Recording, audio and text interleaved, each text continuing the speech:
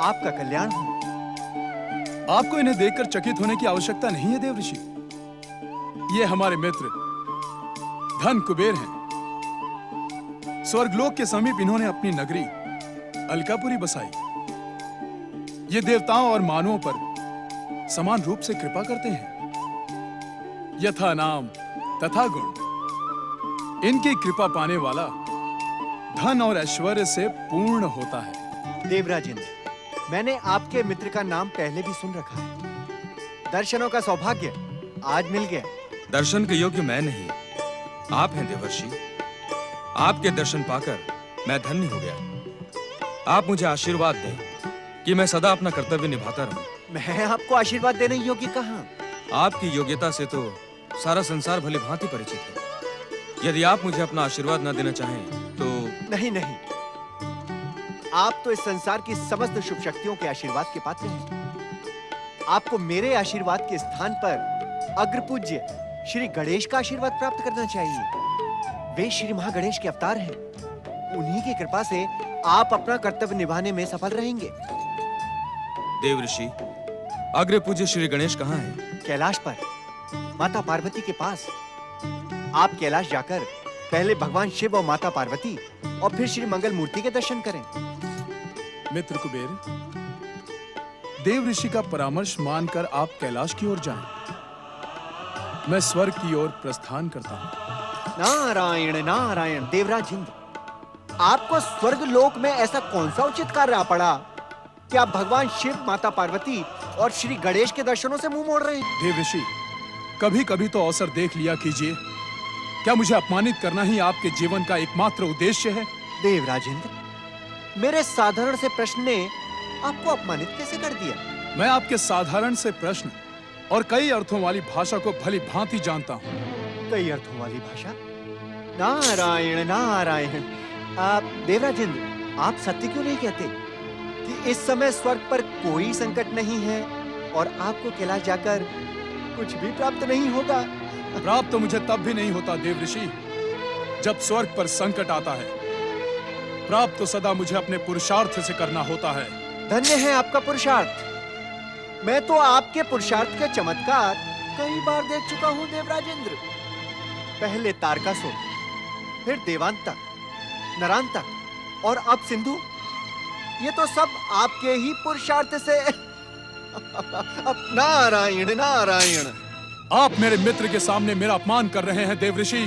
देवराज, यदि आपको कैलाश जाने का परामर्श देना आपका अपमान है तो फिर यह समस्त संसार सुने कि मैं आपका अपमान कर रहा हूं। देवराज, आप व्यर्थ क्रोधित हो रहे हैं। गुरु और ऋषि का परामर्श स्वीकार करना हर प्राणी का कर्तव्य होता है। यदि आपको कोई आवश्यक कार्य न हो तो आप भी हमारे साथ कैलाश चलें। आवश्यक कार्य न होने पर भी मैं कैलाश नहीं जाऊंगा देवऋषि। मैं समय आने पर सिद्ध कर दूंगा कि स्वर्गाधिपति देवराजेंद्र का पुरुषार्थ किसी भी संकट का सामना करने में सक्षम है। नारायण नारायण। देवऋषि, यह बात मेरे को समझ में नहीं आई। देवराज ने मुझे स्वयं गगन विहार के लिए बुलाया और स्वयं ही मुझे छोड़कर चले गए। धन कुबेर, आपके मित्र देवराजेंद्र पहले भी कई बार श्री महागणेश, श्री गणेश और भगवान शिव की उपेक्षा कर चुके हैं और इसका परिणाम बार बार उन्हें भुगतना भी पड़ता है। किंतु पिछली बातों से सीख लेना आपके मित्र के स्वभाव में नहीं है। वे बार बार भूल करते हैं और बार बार उन्हें स्वर्ग से वंचित होना पड़ता है। ना जाने इस बार क्या होगा। नारायण नारायण।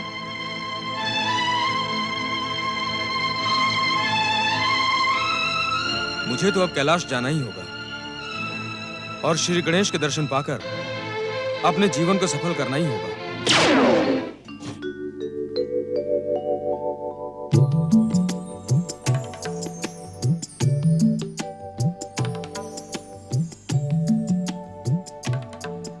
पति परमेश्वराय नमो नमः। ऋषिवर, मुझे इस बात का ज्ञान हो गया है कि पति के चरणों के अतिरिक्त पत्नी का और कोई ठिकाना नहीं होता। मुझे अपनी चरण सेवा का अवसर देते रहिएगा स्वामी। मेरी पिछली भूलों को क्षमा कर दीजिएगा स्वामी, क्षमा कर दीजिए। तुम्हारा ये बदला रूप देखकर मैं पिछला सब कुछ भूल चुका हूँ दीदी। अब तुम हमारे साथ आनंद पूर्वक रहो। हाँ दीदी, तुम्हें अब किसी प्रकार की चिंता करने की आवश्यकता नहीं है। तुम सुखपूर्वक यहाँ रहो। मैं सेविका के समान तुम्हारी सेवा करूंगी। तुम्हें किसी प्रकार का कष्ट नहीं होने दूंगी। मेरे स्वामी को लंबे समय तक वश में रखने वाली दुष्टा, अब मैं तेरा ही नाटक करके इनकी स्वामिनी बन जाऊंगी और तुझे दूध की मक्खी के समान बाहर निकाल फेंकूंगी। अब इन पर मेरा एक अधिकार रहेगा। हाँ। क्या सोचने लगी दीदी? यही कि इस संसार में मुझसे अधिक मूर्ख और कौन हो सकता है जो तुम्हारे समान प्रेम करने वाली बहन को पहचान ना सकी। पति के चरणों की उपेक्षा करके हर एक के जीवन में विष घोलती रही। मुझे तो जीवित रहने का भी अधिकार नहीं है अदिति। अधिकार नहीं है दीदी। यदि भूल स्वीकार ली जाए तो भूल भूल नहीं रह जाती, भविष्य का आदर्श बन जाती है। अदिति दीदी,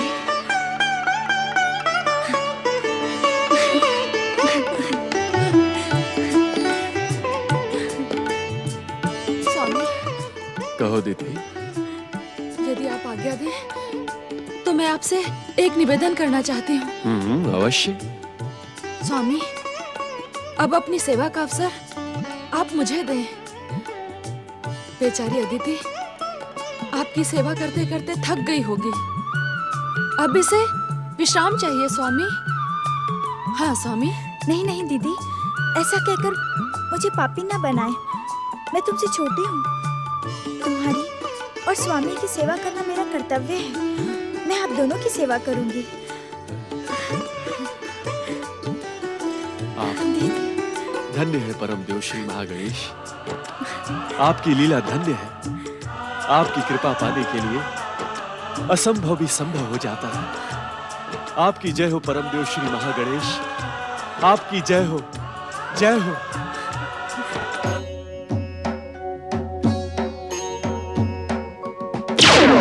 देवर्षि नारद ने मुझे कहां भेज दिया? ऐसा दृश्य तो मैंने जीवन में पहली बार देखा है। ये जटाजूटधारी बैठे बैठे ही सो रहे हैं। क्या यही कैलाश है? कहीं ये कैलाशपति शिव तो नहीं? परंतु इनके पास तो बैठने के लिए आसन भी नहीं है और सोने के लिए शैया भी नहीं है।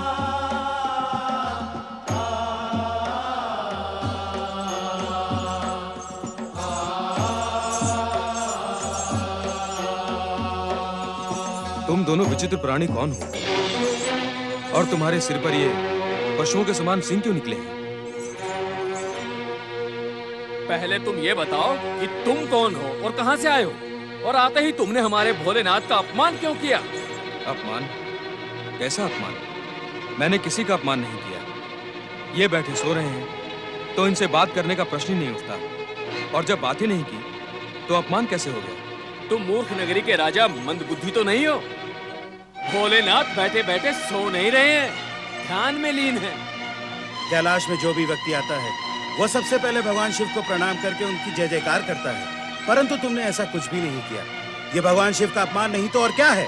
देखो विचित्र प्राणी, मैं यहाँ श्री महागणेश के अवतार श्री गणेश के दर्शन करने आया हूँ। मुझे शिव के दर्शनों से कोई लेना देना नहीं है। मुझे विचित्र प्राणी कहकर बार बार मेरा अपमान क्यों कर रहे हो मूर्खराज? बिना भोलेनाथ को प्रणाम किए ना श्री गणेश के ना माता पार्वती के दर्शन होंगे। तुरंत भगवान शिव के प्रति सम्मान प्रकट करो, अन्यथा। अरे अरे, तुम दोनों तो रुष्ट हो गए। मैं तो ये कह रहा था कि मुझे श्री गणेश के दर्शन करने हैं। अगर तुम दोनों मुझे श्री गणेश के दर्शन करवा दो, मैं तुम दोनों को प्रसन्न कर दूंगा। श्री गणेश के दर्शन करवाने के लिए मैं तुम्हें ये मूल्यवान भेंट देना चाहता हूँ।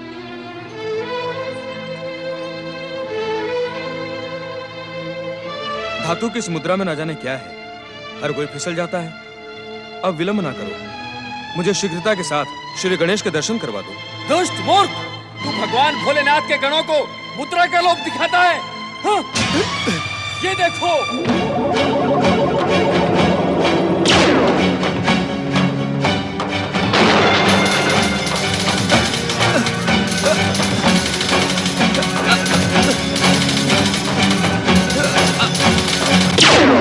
हम मुद्रा के लोभी नहीं, भक्ति के लोभी हैं। तुम जिसे अपनी उपलब्धि समझ रहे हो वो तुम्हारे अंत समय में काम नहीं आएगी, काम आएगी भक्ति।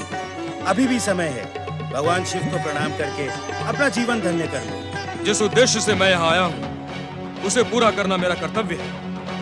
मेरा उद्देश्य श्री गणेश के दर्शन करना है। मैं किसी और को नमन नहीं करूंगा। दूर हो जा मेरी दृष्टि से। भृंगी महाराज, हमें दृष्टि से दूर करने वाले को अब दंडित करना ही होगा। क्यों ना हम इसे संसार की दृष्टि से ही दूर कर दे नंदी महाराज। यही एकमात्र उपचार है इस भूख का। ठहर जाओ नंदी भृंगी।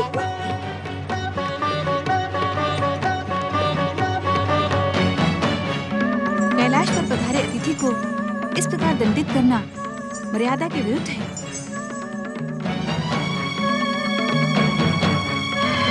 हे अत्यंत रूपवती सुंदरी, तुम कौन हो? इतनी सुंदर स्त्री तो मैंने स्वर्ग से लेकर अलकापुरी में भी नहीं देखी। धन्य है देवर्षि जिन्होंने मुझे यहाँ भेज दिया, नहीं तो मेरा जीवन व्यर्थ चला जाता। यहाँ आकर मैंने संसार के सर्वोत्तम सौंदर्य को देखा है। हे स्त्री, तुम कौन हो? बताओ, तुम कौन हो? मैं इतनी देर से तुम्हारे रूप की प्रशंसा कर रहा हूं और तुम मौन हो। तनिक अपने सलोने मुख से दो मधुर शब्दों का हो। श्री गणेश, इस दुष्ट को समाप्त कर दीजिए। देख क्या रहे हैं? माता पार्वती पर कुदृष्टि डालने वाला ये दुष्ट जीवित रहने के योग्य नहीं है श्री गणेश। तो तुम हो श्री गणेश। नारद के कहने पर मैं तुम्हारे दर्शन करने आया था, पर तुम्हें दर्शन देने जैसे कोई बात ही नहीं है। तुम भी इन दोनों की भांति विचित्र लगते हो। नारद को तो मैंने क्षमा कर दिया, क्योंकि उसके कारण ही मुझे ऐसा सौंदर्य देखने को मिला।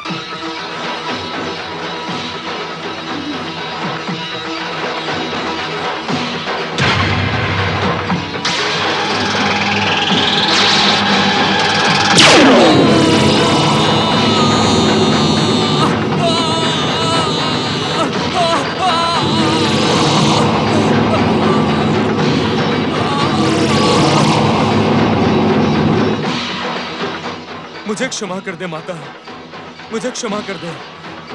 मुझसे बहुत भयानक भूल हो गई। जिन्हें माता का सम्मान देना चाहिए था, मैंने उन पर कुदृष्टि डाली माता। यज्ञदत्त के पुत्र धन कुबेर, तुमने मुझे माता के रूप में आदर देकर कृपा तो प्राप्त कर ली, परंतु मेरी क्रोधाग्नि से तुम्हारी बाईं आंख फूट गई। अब तुम एक ही नेत्र से संसार को देखो और स्वयं को शिव भक्ति में समर्पित कर दो। जो आज्ञा माता, मैं आजन्म शिव भक्ति में लीन रहूंगा।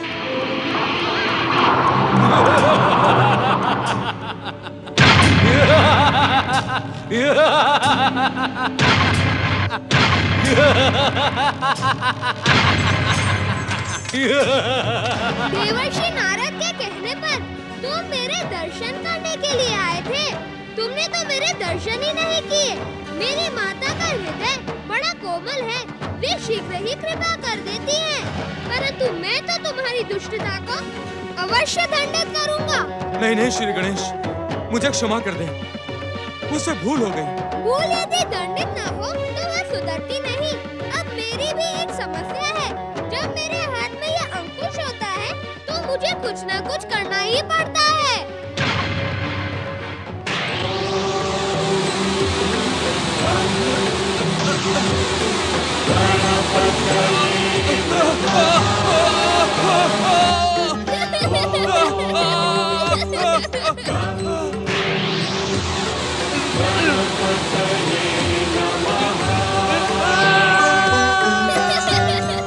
पापी कुबेर, दुष्ट बयासुर, इस समय तुम दोनों कैलाश में थे। इसी कारण मैंने तुम्हें समाप्त नहीं किया, केवल दंडित किया है। क्योंकि गणेश कभी दुष्टता को दंडित करने से मुंह नहीं मोड़ सकता। यदि तुम दोनों ने फिर से ऐसा दुस्साहस किया तो तुम दोनों का अंत निश्चित है।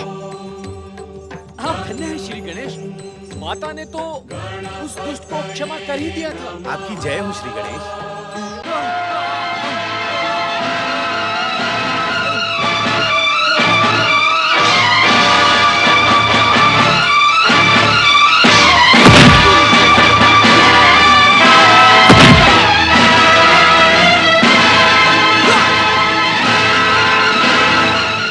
मुझे धकेलने का दुस्साहस किया, तेरे ही कारण मुझ भयासुर की ये भयानक दुर्दशा हुई। तू मेरे शरीर से ही जन्मा है और मुझे ही धमका रहा है।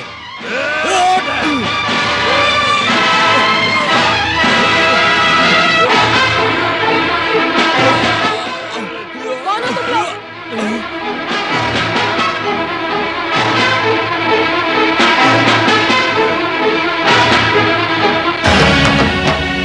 अरे मूर्खों, पहले ये बताओ कि तुम दोनों कौन हो और यहाँ क्यों आए हो?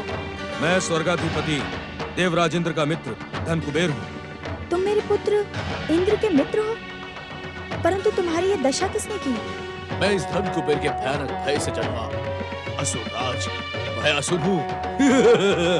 एक शक्तिशाली असुर होते हुए भी तुमने दुष्ट इंद्र के मित्र कायर कुबेर को समाप्त क्यों नहीं कर दिया?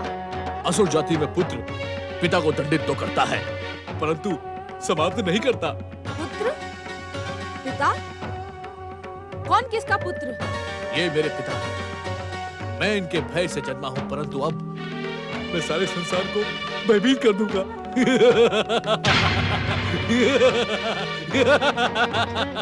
भयभीत कर दूंगा। ओम नमः शिवाय।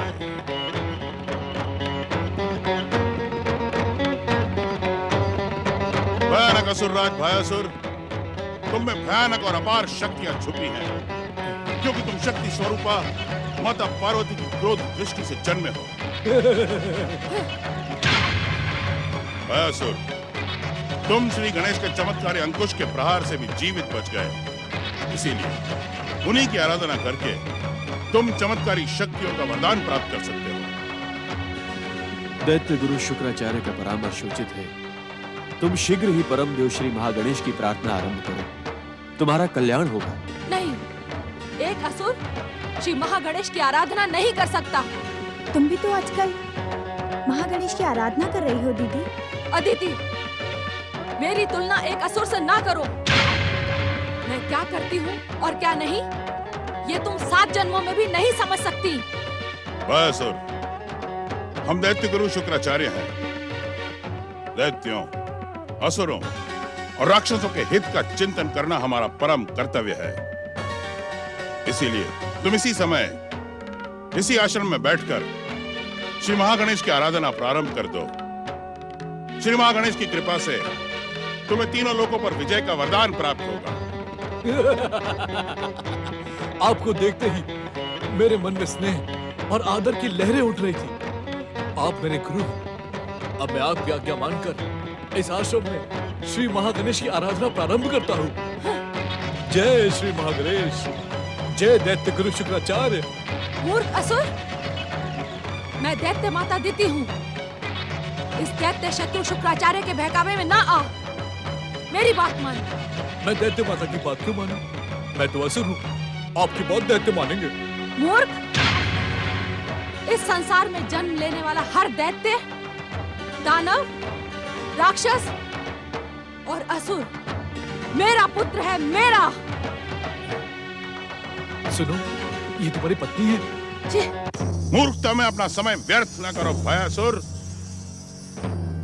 तुम्हारी महागणेश आराधना में अनेक बाधाएं आएंगी, परंतु उन पर ध्यान न देते हुए तुम अपनी आराधना में तब तक लीन रहना जब तक कि तुम्हें वरदान न प्राप्त हो। जो आज्ञा दैत्य गुरु, जो आज्ञा। धन कुबेर, स्वर्ग जाकर देवराज इंद्र को यह बता देना कि श्री महागणेश से वरदान प्राप्त करके भयासुर स्वर्ग पर अधिकार करने वाला है। इससे पहले इंद्र स्वर्ग छोड़कर निकल जाए। ऐसा अनर्थ ना करें दैत्य गुरु, मेरे इंद्र को स्वर्ग से वंचित ना करें।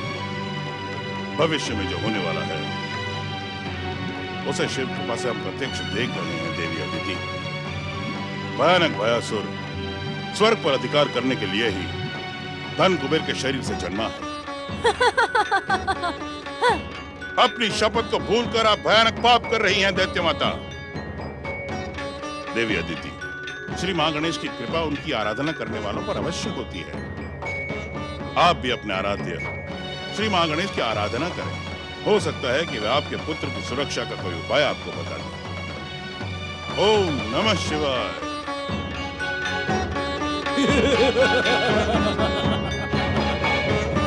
ओम श्री महागणेशाय नमः। ओम श्री महागणेशाय नमः। ओम श्री महागणेशाय नमः। ओम श्री महागणेशाय नमः। ओम श्री महागणेशाय नमः। ओम श्री महागणेशाय नमः। ओम। अरे मूर्ख, श्री महागणेश दैत्यों और असुरों के शत्रु हैं। दैत्य शत्रु शुक्राचार्य ने तुम्हें भ्रमित किया है। मेरी बात मानो और परमपिता ब्रह्मा जी की आराधना सहित प्रार्थना प्रारंभ करो।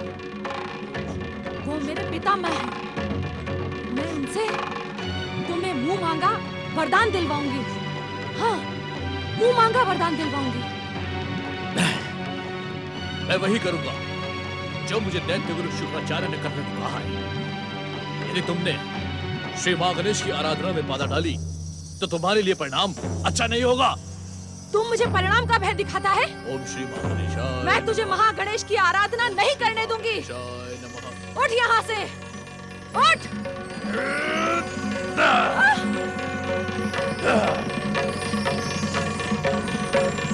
स्वामी, हमारे इस पवित्र आश्रम में एक असुर की आराधना का क्या परिणाम होगा? आराधना से तो सुमंगल ही होता है देवी। परम देव श्री महागणेश की कृपा पर विश्वास रखिए देवी।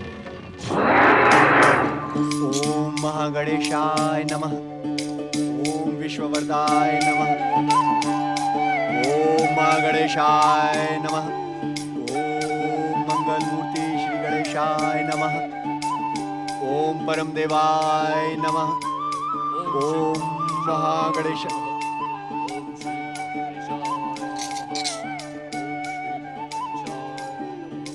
गंग गंग गंग गंग गंग गंग।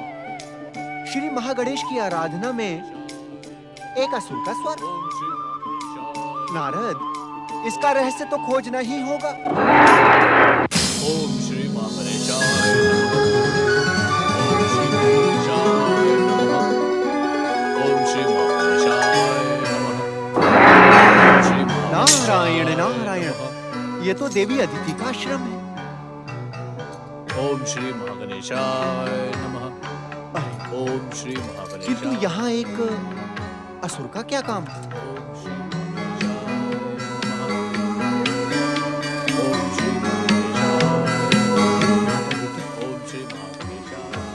ये तारक पुत्रों के त्रिपुरों से यहाँ कैसे पहुंच गई? नारायण नारायण श्री महागणेश, कैसी लीला है आपकी। किसको कहां से कहां पहुंचा देते हैं आप, ये कोई नहीं समझ पाता। आपकी इस लीला को देखकर तो मेरी बुद्धि भ्रमित हो गई है, चकरा गई है। नारायण, इस भ्रमित बुद्धि के चक्कर से बाहर निकलना होगा। श्री महागणेश की इस लीला को श्री गणेश से अधिक और कौन जान सकता है? नारायण नारायण। अब इस मूर्ख को मैं कैसे समझाऊं कि श्री महागणेश की आराधना करके इसको तनिक भी लाभ नहीं होगा, किंतु मेरी तो कोई सुनता ही नहीं। शिव भक्ति का पाखंड करने वाले शुक्राचार्य ने सबको भ्रमित कर दिया है, सबको।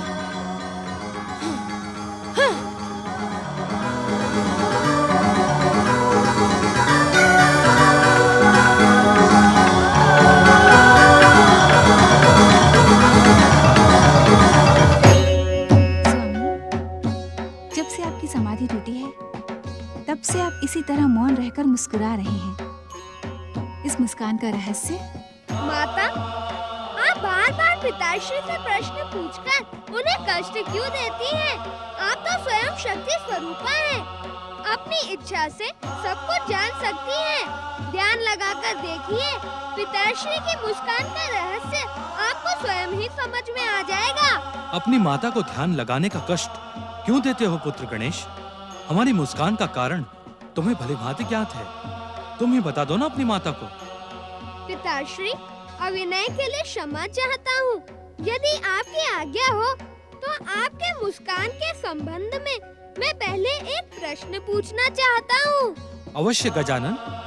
पिताश्री, आपने ध्यान में लीन रहकर कैलाश में घटी उस घटना को तो अवश्य ही देखा होगा, जिसमें दुष्ट कुबेर ने माता पार्वती पर कुदृष्टि डाली और उसके भय से भयासुर का जन्म हुआ।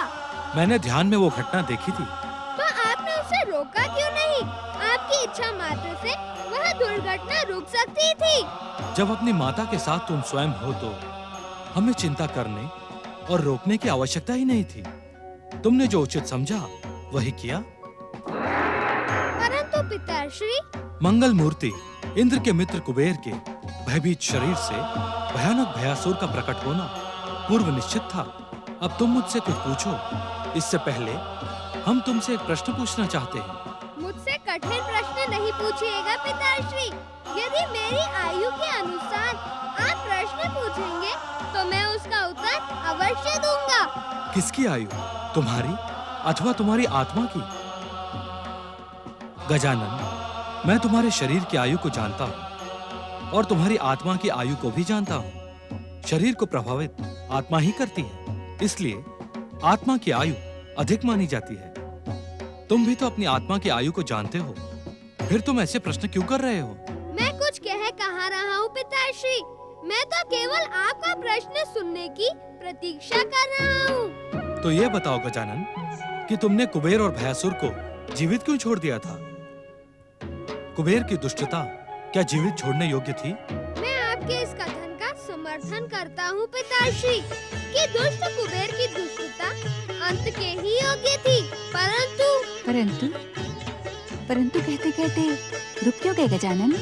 माता, इस संसार में जो कुछ भी घटता है वह विश्व को वरदान देने वाले परम देव श्री महागणेश की इच्छा से ही घटता है। अब मुझे अपने प्रश्न का भी उत्तर मिल गया कि पिताश्री ने परम देव श्री महागणेश की इच्छा के कारण उस दुर्घटना को रोकने का प्रयास नहीं किया। नारायण नारायण, सांब सदा शिव की जय हो। प्रणाम गौरी पुत्र, प्रणाम माता पार्वती। भोलेनाथ, मैं जिस दुविधा को लेकर कैलाश आया था उसका समाधान तो बिना पूछे ही हो गया। देवर्षि, आपके कथन से मुझे ऐसा आभास हो रहा है कि आपकी दुविधा का समाधान भले ही हो गया, परंतु पूर्ण संतुष्टि नहीं हुई। नारायण नारायण। भोलेनाथ, आपका आभास सत्य है। अभी भी एक प्रश्न मेरे मन में शेष है। आप यही पूछना चाहते हैं न देवर्षि कि दैत्य माता दिति देवी अदिति के आश्रम में कैसे पहुंच गई? हाँ गौरी पुत्र श्री गणेश, वे तो तारक पुत्रों के त्रिपुरों में निवास कर रही थी, फिर वे अचानक देवी अदिति के आश्रम में कैसे पहुंच गई? आपके इस प्रश्न का उत्तर भी आपको मिल चुका है देवर्षि। इस संसार में जो कुछ भी होता है वह परम देव श्री महागणेश की इच्छा से ही होता है। तुमने मेरी मित्रता का अपमान किया है कुबेर। तुमने मेरे साथ विश्वासघात किया है। आप मेरा विश्वास करें देवराज, मैंने अपनी इच्छा से भयानक भयासुर को प्रकट नहीं किया।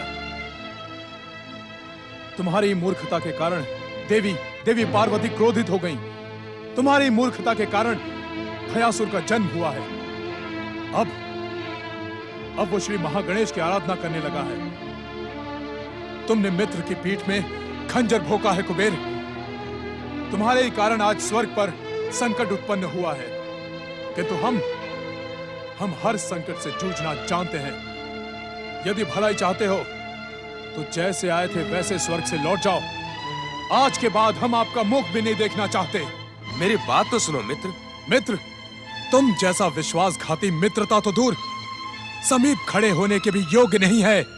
चले जाओ यहां से। आप अन्यथा समझ रहे हैं देवराज। तो अन्यथा ही सुन लो। माता पार्वती के क्रोध और श्री महागणेश के प्रहार से तो तुम बच निकले, परंतु मेरी क्रोधाग्नि क्षण मात्र में तुम्हें भस्म कर देगी। विश्वासघाती कुबेर, स्वयं अदृश्य होकर तुमने अपना जीवन तो बचा लिया। अब मैं तुम्हारे भय से जन्मे भयासुर को दंडित करने जा रहा हूं। इस मूर्ख राज की मूर्खता को रोकने के लिए कोई ना कोई उपाय तो सोचना ही होगा। श्री महागणेश की आराधना करके इसे कुछ प्राप्त नहीं होगा, परंतु मैं कुछ करूंगी तो ये उत्तेजित हो जाएगा। कोई और उपाय सोचना ही पड़ेगा। अब उपाय सोचने की आवश्यकता नहीं है दैत्य माता। इस दुष्ट भयासुर का काल देवराजेंद्र इसके समीप आ चुका है। तेरा इतना साहस कायर भीरू इंद्र कि तू दैत्य माता के समीप आने का दुस्साहस कर सके? लौट जा यहाँ से। मैं यहाँ रहने नहीं आया दैत्य माता। इस दुष्ट को दंडित करके मैं स्वर्ग लौट जाऊंगा।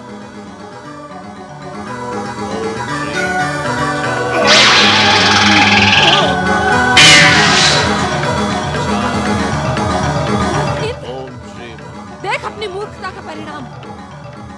अब मेरा क्रोध तुझे दंडित किए बिना नहीं छोड़ेगा। दैत्य माता क्यों मुझसे बैर करती हो?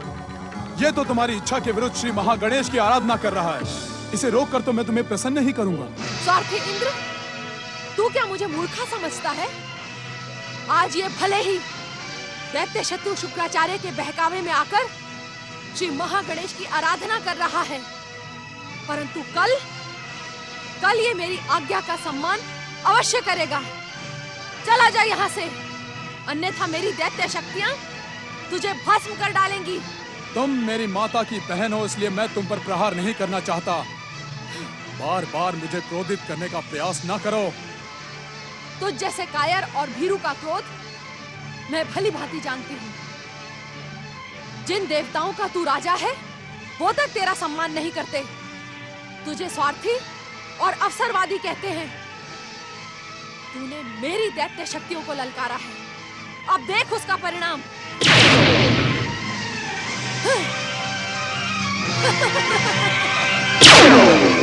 दैत्य माता समझने का प्रयास करें।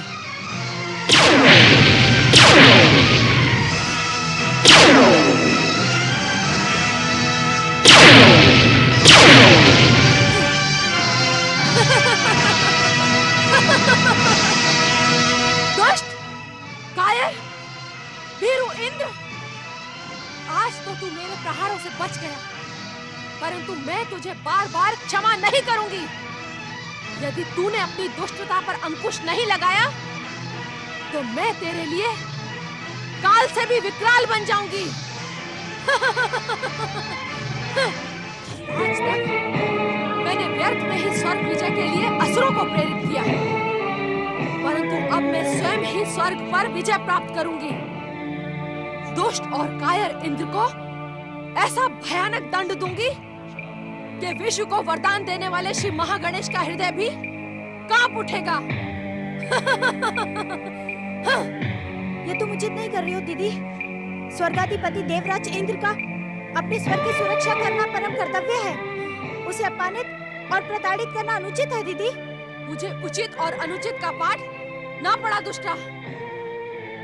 आज तो मेरे प्रहार ने तेरे कायर पुत्र को जीवन दान दे दिया, परंतु ऐसा बार बार नहीं होगा। अब मैं इंद्र को उसकी दुष्टता का दंड अवश्य दूंगी। मेरे प्रहार से उसे यमराज का निवाला बना दूंगी। निवाला। दीदी, अपने पुत्र के समान इंद्र को यमराज का निवाला बना देने की बात करते हुए तुम्हें लज्जा नहीं आई? तुम्हारी बुद्धि भ्रष्ट हो गई है क्या? माँ तो अपने पुत्र की दीर्घ आयु की कामना करती है, और तुम? कौन पुत्र?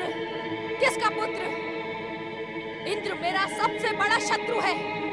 उसे दंडित करना मेरा प्रथम और अंतिम कर्तव्य है। दीदी, तुम्हारा क्रोध मुझ पर है, तुम इंद्र पर क्यों निकाल रही हो? मूर्ख अदिति, मेरा क्रोध तो इस संसार की व्यवस्था पर है।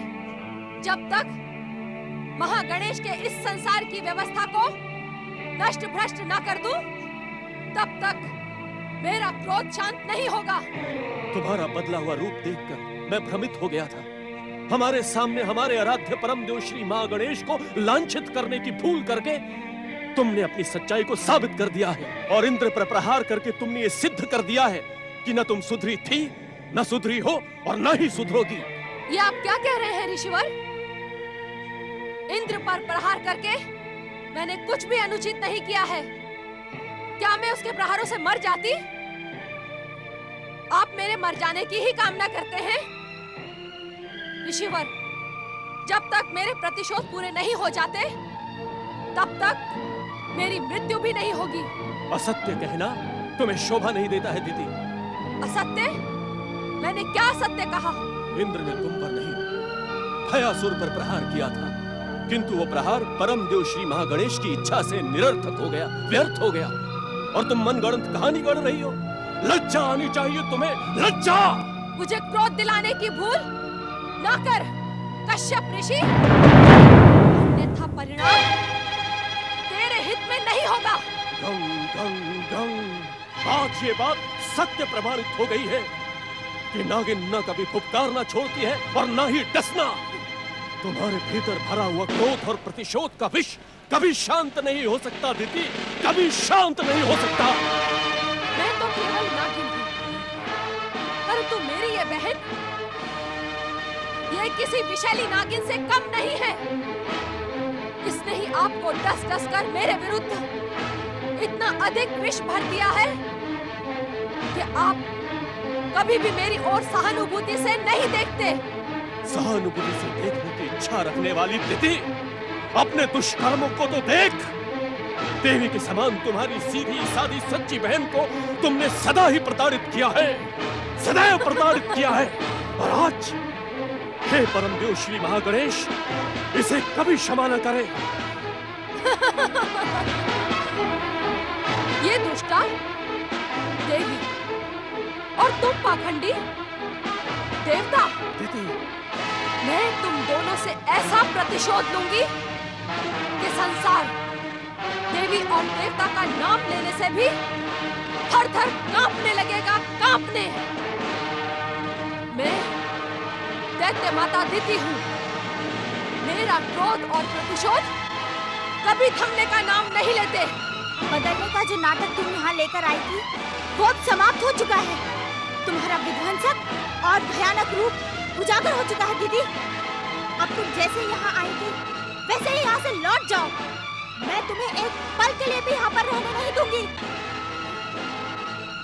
तू मुझे भगाएगी अदिति? तेरा इतना साहस? तेरे साहस पर तो अट्टहास करने का मन करता है अदिति। ये अदिति भगाएगी दैत्य माता दिति को? मेरी भक्ति की शक्ति को तुम भली भांति जानती हो दीदी। उचित यही होगा, जैसे तुम अपनी इच्छा से यहाँ आई थी, वैसे ही यहाँ से लौट जाओ। यहाँ की शांति भंग करने की भूल ना करो। शांति? इस आश्रम की शांति? अरे मूर्खा, इस आश्रम की शांति को भंग करने के लिए मेरी दैत्य शक्ति से प्रभावित होकर एक असुर पहले ही यहाँ आ चुका है। उसे वरदान मिलते ही मेरी इच्छा का सम्मान रखते हुए वो तेरे इस आश्रम को नष्ट भ्रष्ट कर देगा। फिर इंद्र को पराजित करके स्वर्ग पर अधिकार करेगा, मुझे स्वर्ग सिंहासन पर बिठाएगा। और तेरा इंद्र तेरा इंद्र संसार में मारा मारा फिरेगा, परंतु मैं उसे उस दीनहीन दुर्दशा में अधिक समय तक जीवित नहीं रहने दूंगी। अपने प्रहारों से उसे यमलोक का निशाना बना दूंगी। ऐसा कुछ नहीं होगा दीदी।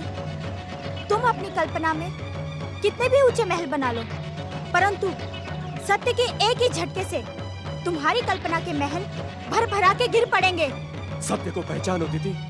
तुमने दैत्य गुरु शुक्राचार्य को आजन्म सत्य कर्म करने का वचन दिया था।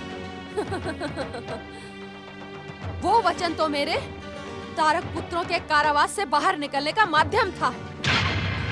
पृथ्वी का स्पर्श होते ही मेरी भयानक दैत्य शक्तियां जागृत हो चुकी हैं। सावधान, कहीं ऐसा ना हो कि मेरा क्रोध तुम दोनों को ही सर्वनाश के महासागर में डुबो दे। दीदी, ओम श्री महागणेशाय नमः। ओम श्री महागणेशाय नमः। ओम श्री महागणेशाय नमः। ओम श्री मूर्ख भयासुर, नमः। मैं तुझसे कितनी बार कह चुकी हूँ कि दैत्य शत्रु ओम श्री महागणेशाय महागणेश की आराधना ना कर। ओम श्री महागणेशाय नमः। अरे ओम श्री मंदबुद्धि, महागणेशाय यदि तुझे आराधना ही करनी है ओम श्री महागणेशाय तो परमपिता ब्रह्मा जी की आराधना कर। ओम श्री महागणेशाय वो मेरे पितामह हैं।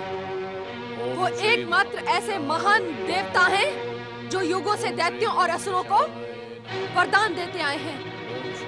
मैं तुझे भी उनसे मनचाहा वरदान दिलवाऊंगी।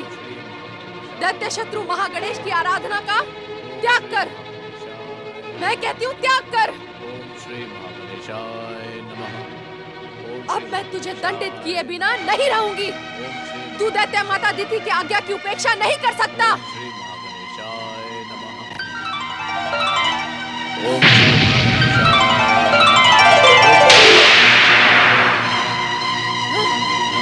ओम श्री महागणेशाय नमः।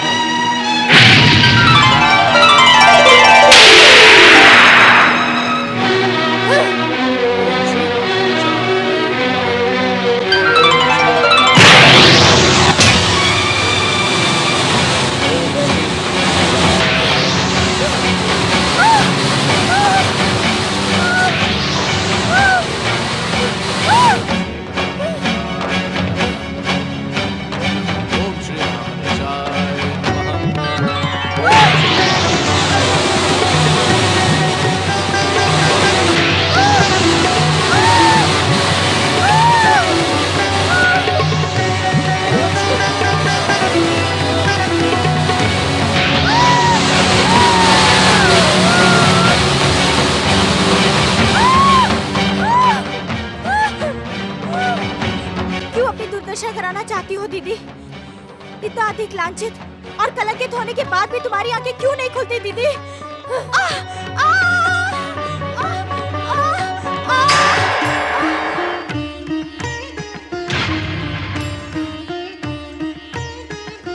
माता, मैंने आपको पहले से ही सावधान किया था कि दुष्ट अपनी दुष्टता कभी भी नहीं छोड़ता। ये दैत्य माता नहीं, भयानक दैत्यनी है। ये वह शेरनी है जो भूख लगने पर अपने ही पेट से जन्मे बच्चों को चबा चबा कर खा जाती है।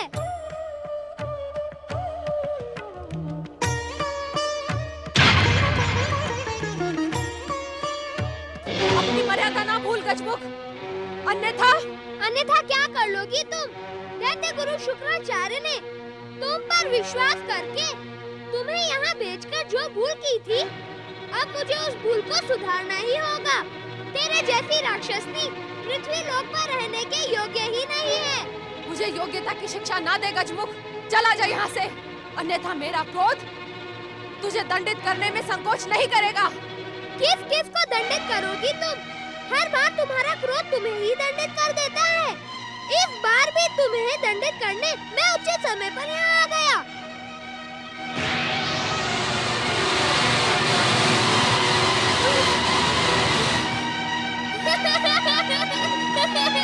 ये तो क्या कर रहा है गजमुख? छोड़ दे मुझे, छोड़ दे। इसी परिणाम के लिए तूने इतनी अधिक दुष्टता की थी ना? मुझ पर तुम्हारी चीख पुकार का कोई प्रभाव नहीं पड़ेगा। अब तो तुम्हें पुनः तारक पुत्रों के त्रिपुरों में बंदी बनकर रहना ही पड़ेगा। नहीं गजमुख नहीं, मुझे उस कारावास में ना फेंको। मैं वहाँ नहीं जाऊंगी गजमुख, नहीं जाऊंगी। वहाँ जाना ही नहीं था तो इतनी दुष्टता क्यों की? अब तो तुम्हें वहाँ जाना ही पड़ेगा दैत्य माता। कमलाट के रजतपुर में रहकर अब अपने पापों का प्रायश्चित करने के लिए शिव आराधना करना न भूलना दैत्य माता।